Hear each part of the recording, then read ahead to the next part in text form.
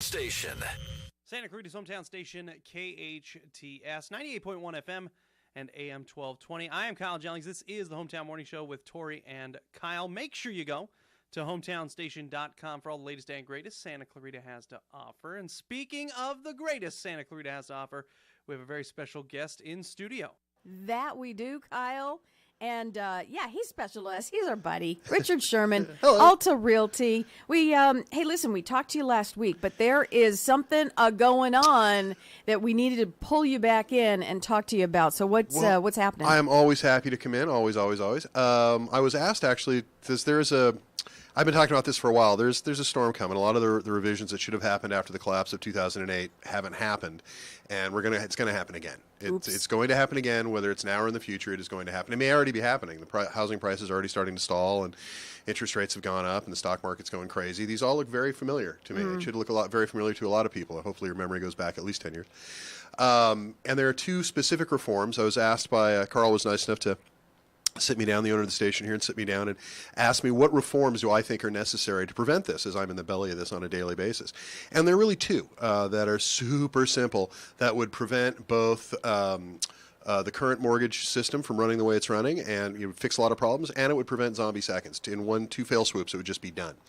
The problem with the mortgage industry is working on anything legislatively, and there has to be an appetite to do this, which is what we're trying to start, is like working on a train that's running down the tracks. You can't stop the thing in order to fix it. It has to be done while it's up and running. That's what makes it so incredibly difficult.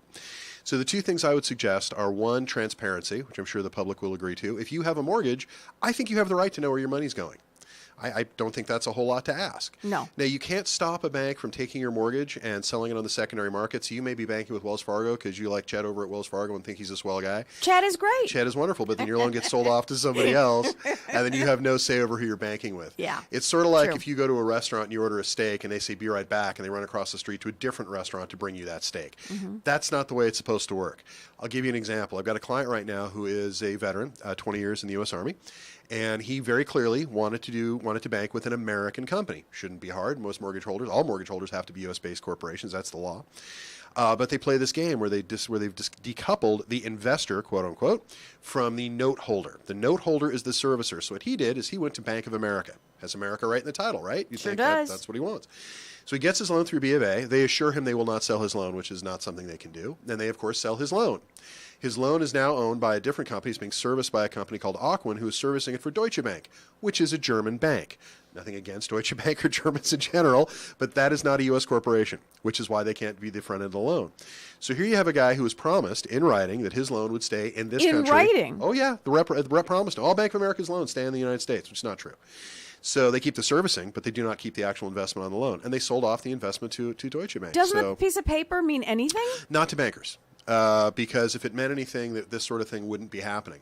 And they have the right to sell the loan. And what a banker will tell you is, if we only loaned our money, that would cause a credit crunch because our money is not enough to feed the U.S. mortgage market.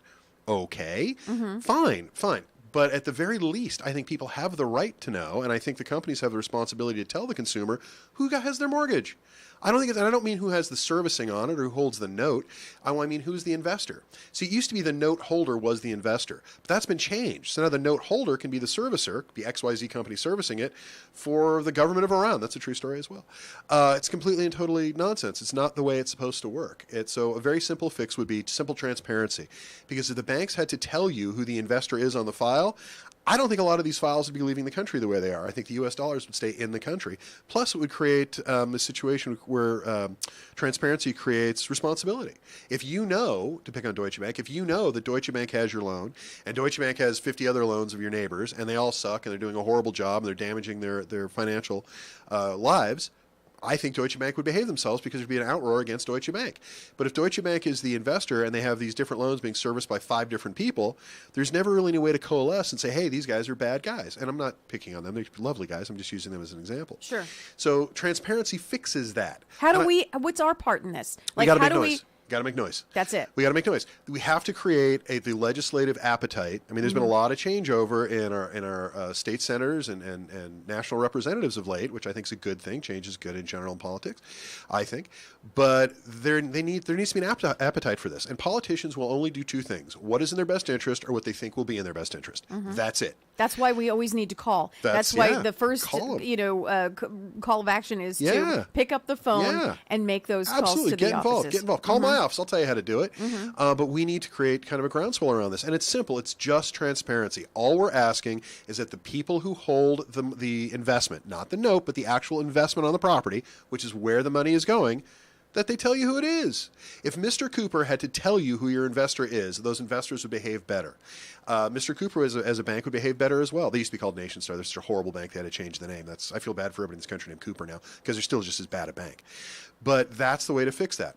The other reform, which takes care of the secondary market, the zombie seconds, is something called the due on sale clause. Every loan in the state of California has what's called a due on sale clause, otherwise referred to as an acceleration clause. And what that means, I'm going to get too pedantic for your listeners, but what that means is if I hold your first mortgage and your second forecloses, or if you change the title to the property in any way, I have the right as the first mortgage holder to call that note due and payable.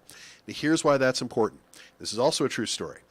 Family has a house, has a mortgage, gets into a little trouble, as a lot of people did some years ago, get it all sorted out for them. Their first is fine. They think they're happy. After 10 years, they get a knock at their door. They get a letter in the mail, proverbial letter in the mail, that says your $36,000 loan is now a $100,000 loan because you haven't paid it in about a dozen years, and we're coming to collect, and you got to pay us right now. And if you don't pay us off, we're taking your house, which, by the way, now has equity in it. Thanks for fighting for that. We appreciate you paying for our investment. It's reprehensible. But what the second is allowed to do in that scenario, and this is why zombie seconds are so profitable, is they might have bought your $36,000 face value of that loan for $10,000, for $5,000. Now they're looking to enforce a $100,000 debt. So understand, for $9,000, $10,000, they're now going to enforce $100,000 worth of debt. And if you can't pay them back, which most people can't, they take your house. And here's where it becomes important. When they take your house, let's say you have a $200,000 mortgage on it. They don't have to pay off that $200,000 mortgage. All they have to do is bring it current and make the payments, and the first will sit still and just let them do that. So in other words, you then have the ability for a very small amount of money, $10,000, something like that, to take over a $300,000 house that you then throw the people out because you foreclose on them. You simply pay the first, and then you sell the house and you take the profit and pay off the first. That is so unbelievably corrupt, and people are losing their homes as a result. Families are being cheated out of their homes as a result. And it must stop. Now, if the junior lien holder had to make good on the first, and instead of being able to steal your house for a lousy $10,000, and they had to put up $210,000 because they had to buy the second and the first, that would stop this. Because these guys don't have the kind of liquidity where they can get involved like that. That's what makes these bottom feeders, these vulture capitalists, so incredibly profitable with these zombie seconds. Because for a very, very small amount of liquid capital, they now control your home. So they can control these are true numbers, by the way, it's a true story. They can control $300,000 worth of property for a lousy $10,000 and a couple of payments to the first. That's ridiculous. That should not be allowed. That was not the intent of the mortgage system. And how do we change this? When a junior lien holder forecloses, they must make good on all superior liens. All you have to do is change one word in the due on sale clause law. That due on sale. It says may call the loan due and payable. All that you do is change that word may. All you got to do is change 3 letters from may to must. Must call the loan due and payable, because that would change this instantly. One word, one change in the law, and the zombie second market disappears. How do we get that done? Same thing. You got to go to your elected representatives. You got to make noise. Both of these are very, very simple, very common sense fixes that if we do not address, it's going to get worse. I mean, if those of your listeners who owned property in 2008 or who had parents or friends or whatever who understand what that crisis was, we all saw it coming. There was no mystery in the 2008 collapse. I mean, in 2006, I started making noise about it, and people thought I was insane. I'm doing that again because I see the same things again. I went on the air in January and again in April to say, if you got a house, sell it now because the prices are coming down. We're going to have a problem. How big a problem has remained to be seen, but it's going to be a problem. And people thought I was crazy again. And everything I said that was going to happen has turned out. Here we are in December, and I am completely correct. The housing market has essentially stalled. Prices are beginning to fall. The interest rates have gone up. I was off by one thing. I said we'd be over 6% by the end of the year. We haven't quite beat 6% yet, so I guess I was off by about a half a point. But otherwise, pretty close. How dare you? I know, but pretty close. I think the point is the same. You know, when you see a house on fire, you can't just stand there and roast marshmallows if you live next door. Right. Because if that fire doesn't get put out, your house is going to burn down next. Right. And that is where we're at. That is what is currently going on. And I hate to come in and always be the alarmist, but that is what's going on. These two simple fixes could stop a financial wildfire that is currently gathering. Right. And the only way to get that done is to use platforms like this, which thank you for affording me the airtime. I appreciate it. to say, hey, this is a problem. You may not know you have a problem, but you do. You may have a zombie second lurking inside your mortgage, which you could be under massive threat for. Sure. If you don't know who owns the mortgage, who is the actual investor on your mortgage, you could be in trouble.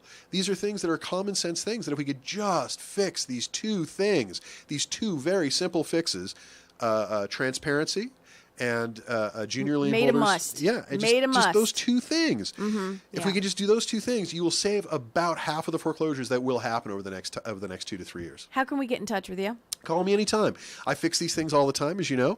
I'm at 661-714-1400. Again, 661-714-1400. You can also find me through the station. You can find us on, you can go to my website.